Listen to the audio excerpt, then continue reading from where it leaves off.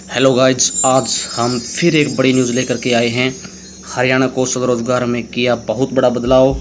एक और नियम कर दिया है लागू। 7 पॉइंट दिए गए हैं। ये कौन कौन से पॉइंट है, क्या क्या बदलाव किया गया है, क्या क्या आपके लिए लाभ की बात हो सकती है और क्या आपको हानि हो सकती है, पूरी जानकारी के लिए लगातार बने रहें हमारे चैनल के साथ।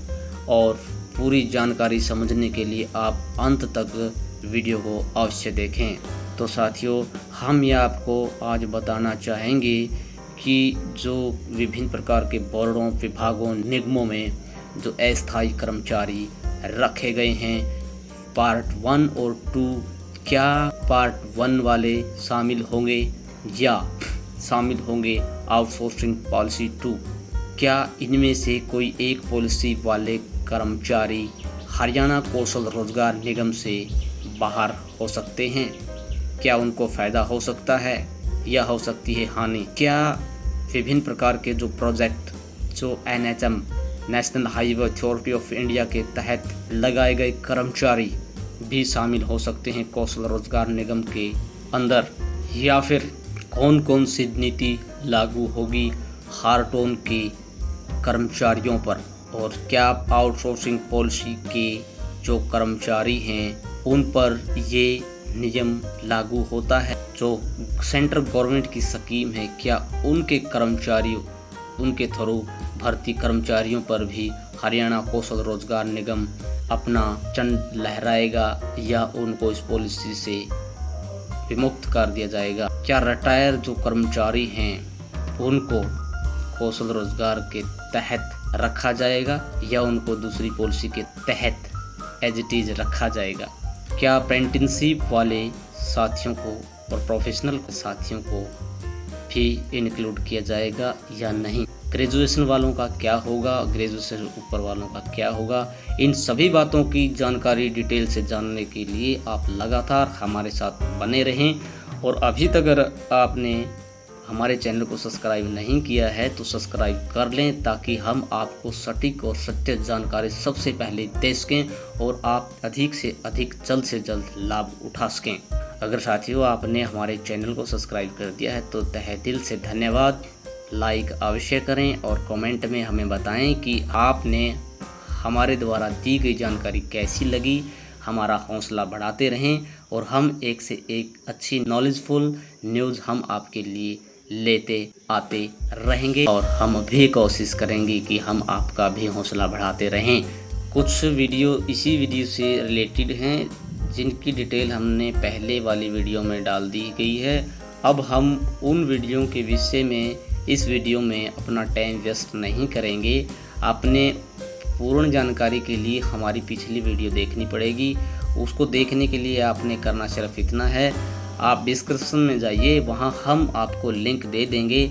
आप उन लिंकों में से एक लिंक आप उनमें से देख सकते हैं जो इसी पेज से रिलेटेड है, क्योंकि इसके अंदर लेवल 1, 2 और 3 और ऊपर के जितने भी लेवल हैं उनमें कौन साथी शामिल होते हैं, कौन शामिल नहीं होते हैं, लेवल क्या चीज़ है, कौन कौन से कर्मचारी आते हैं, कौन कौन से नहीं आते हैं, वो सारा का सारा डिटेल हमने उस वीडियो में दी है।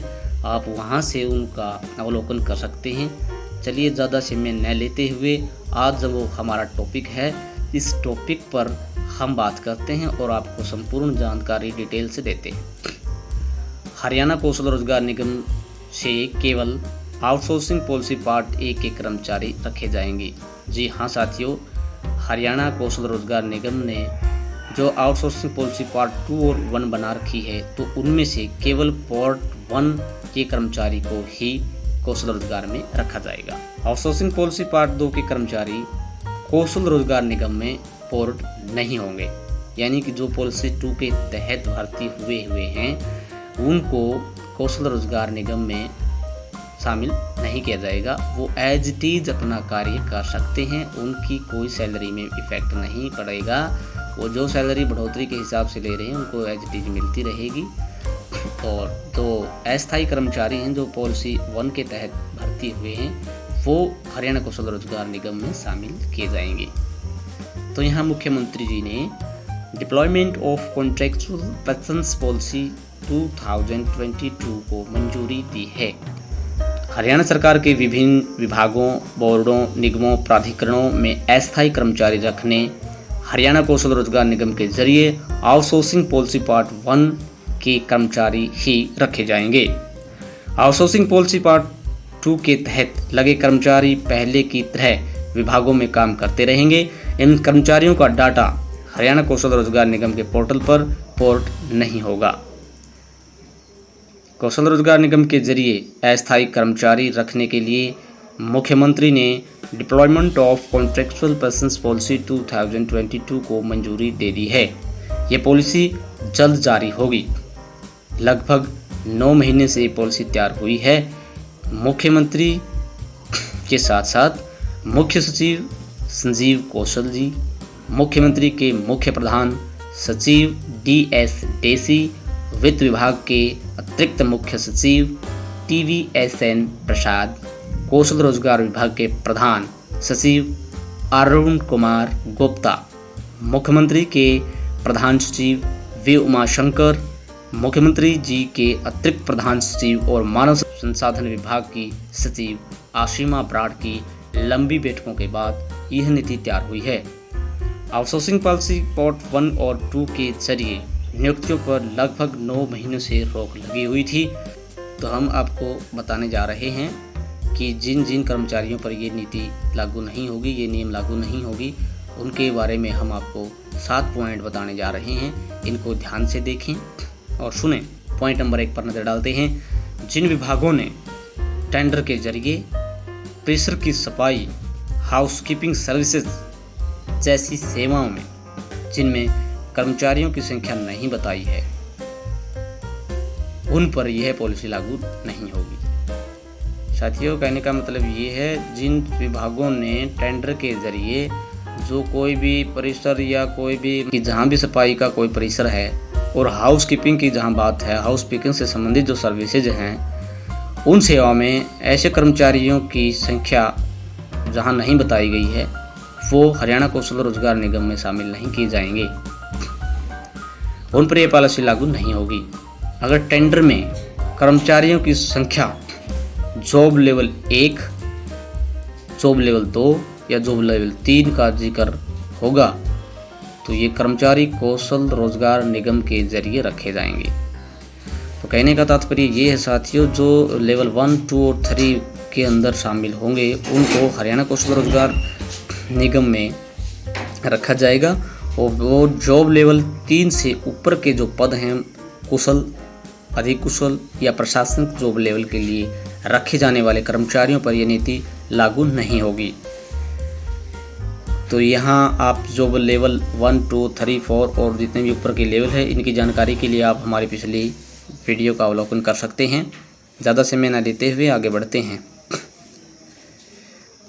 दूसरा हम पॉइंट आपको बताना चाहते हैं, किसी प्रोजेक्ट या स्कीम पर प्रोजेक्ट गाइडलाइन जैसे NHM, HRDA वगैरह आदि के लिए किसी संस्था की तरफ से रखे जाने वाले कर्मचारियों पर यह नीति लागू नहीं होगी।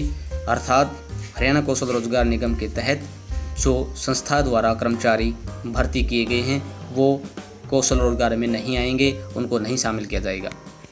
यहाँ पॉइंट नंबर 3 पर प्रकाश डालते हैं। हार्टोन के जरिए स्वीकृत पद पर रखे गए कर्मचारियों या एक मुश्त वेतन वाले स्वीकृत पदों पर रखे जाने वाले कर्मचारियों पर यह नीति लागू नहीं होगी। जो हार्टोन के जरिए जो कर्मचारी भर्ती किए गए हैं और उनकी जो निश्चित सैलरी पर रखे गए हैं, उनको हरियाणा कौशल रोजगार निगम में की नीति में नहीं शामिल किया जाएगा, वो एज इट इज बने रहेंगे। हमारा पॉइंट नंबर 4 है, आउटसोर्सिंग पॉलिसी पार्ट 2 के तहत लगे कर्मचारियों पर हरियाणा कौशल रोजगार नीति लागू नहीं होगी। जो पार्ट 2 के तहत लगे हैं वे एज इट इज काम करते रहेंगे, उनकी कोई सैलरी में इफेक्ट नहीं होता है, कोई इफेक्ट नहीं होगा, वो जो के त्यों बने रहेंगे, उनको हरियाणा कौशल रोजगार में शामिल नहीं किया जाएगा। पॉइंट नंबर 5, केवल प्रायोजित स्कीम पर लगाए गए कर्मचारियों पर यह नीति लागू नहीं होगी। जो सेंट्रल गवर्नमेंट की स्कीमें हैं उनके तहत जो कर्मचारी भर्ती किए हुए हैं उन पर भी हरियाणा कौशल रोजगार निगम की जो नियम और नीति है वो लागू नहीं होगी। कहने का मतलब ये है कि वो हरियाणा कौशल रोजगार निगम में शामिल नहीं होंगे। पॉइंट नंबर 6 पर प्रकाश डालते हैं। ऐसे रिटायर्ड कर्मचारी जिनकी नियुक्तियां और वेतन हरियाणा सिविल सर्विस रूल 2016 से संचालित हैं उन पर लागू नहीं होगी। जो रूल 2016 से लागू हैं उनको हरियाणा कौशल रोजगार में शामिल नहीं किया जाएगा। वो एज इट इज रहेंगे, उनको जो भी सुविधाएं मिलती है वो मिलती रहेंगी। पॉइंट नंबर 7, अप्रेंटिसशिप और यंग प्रोफेशनलों पर भी ये नीति लागू नहीं होगी। यानी कि जो साथी अप्रेंटिसशिप पे हैं, इंटर्नशिप पे हैं और जो प्रोफेशनल जो कार्य कर रहे हैं उनको हरियाणा कौशल रोजगार निगम में शामिल नहीं किया जाएगा। वो एज इट इज अपना कार्य करते रहेंगे। तो साथियों, हम कोशिश करते हैं कि हर वीडियो में आपको अच्छी से अच्छी नॉलेज प्रोवाइड करवा सकें। अगर फिर भी कोई कमी रहती तो आप हमें कमेंट बॉक्स में बताएं। हम आपके लिए अच्छी से अच्छी नॉलेजफुल अपडेट लेकर आएंगे। और अगर आपने हमारे चैनल को सब्सक्राइब नहीं किया है तो जल्द से जल्द सब्सक्राइब कर लें, ताकि नई से नई अपडेट हम आप तक जल्द से जल्द पहुंचा सकें और आप उसका जल्द से जल्द लाभ उठा सकें। और जिन साथियों ने पहले से ही कर रखा है उनके लिए धन्यवाद, तहे दिल से धन्यवाद। और लाइक, कमेंट, शेयर अवश्य करें ताकि हमारा हौसला बढ़ता रहे और हम आगे भी आपके लिए अच्छी से अच्छी नॉलेजफुल वीडियो लेकर आते रहें। तो साथियों, यहाँ एक और पॉइंट बताया गया है, हम इसके बारे में भी आपको बताते हैं। ग्रेजुएशन तक की योग्यता वाले कर्मचारी रोजगार निगम के जरिए रखे जाएंगे। तो यहाँ देखिए साथियों, हरियाणा कौशल रोजगार निगम के तहत सिर्फ ग्रेजुएशन तक की योग्यता वाले कर्मचारी ही रखे जाएंगे। पोस्ट ग्रेजुएशन या अन्य विशेष पदों पर नियुक्ति इसके लिए नहीं होगी। कर्मचारियों की 3 श्रेणियां बांटा गया है। नीति में जो प्रावधान किया गया है कि आउटसोर्सिंग पॉलिसी पार्ट 1 के तहत लगे कर्मचारियों का डाटा कौशल रोजगार निगम पोर्टल पर पोर्ट होगा। अगर कोई पद सृजित नहीं है तो वह पद सृजित किया जाएगा। इसमें अधिकतम वेतन लगभग 30,000 रुपये मासिक है। अगर कोई कर्मचारी फिलहाल वेतन ज़्यादा ले रहा है तो उसे ज़्यादा वेतन मिलता रहेगा। कहने का मतलब ये है कि अगर ये जो ग्रेजुएशन तक की जो योग्यताएं हैं इनके अंदर 3 श्रेणियां बनाई गई हैं। इन श्रेणी के तहत आउटसोर्सिंग पॉलिसी 1 और 2 का अलग अलग सिस्टम बनाया गया है। और जो पद आउटसोर्सिंग पॉलिसी 1 में सृजित यानी कि नहीं डाले गए हैं वो अपडेट कर दिए जाएंगे, डाल दिए जाएंगे। और इसका अधिक से अधिक जो है वेतन का 30,000 रुपये मासिक रहता है। और जो साथी अभी ज़्यादा ले रहे हैं तो वो एज इट इज बनी रहेगी, उनकी सैलरी पे कोई असर नहीं पड़ेगा। तो ये तथ्य आपको हमें बताए हैं। तो साथियों, हमारा चैनल सत्य और सटीक जानकारी के लिए जाना जाता है। अगर आपने इस जानकारी की पुष्टि करनी है तो आप न्यूज़पेपर का अवलोकन कर सकते हैं जो 13 जून 2022 का है। और इस न्यूज़पेपर का नाम है दैनिक सवेरा। आप दैनिक सवेरा 13 जून के न्यूज़पेपर का अवलोकन करके इस जानकारी की पुष्टि कर सकते हैं। तो साथियों, आशा करते हैं कि आपको दी गई जानकारी अच्छे से समझ में आ गई होगी। अगर नहीं आई हो, कोई आपका क्वेश्चन हो, कोई क्वेरी हो तो आप कमेंट बॉक्स में कर सकते हैं। हम कोशिश करेंगे कि आपका क्वेश्चन को हम सॉल्व कर सकें। तो लास्ट तक, अंत तक हमारी वीडियो देखने के लिए धन्यवाद।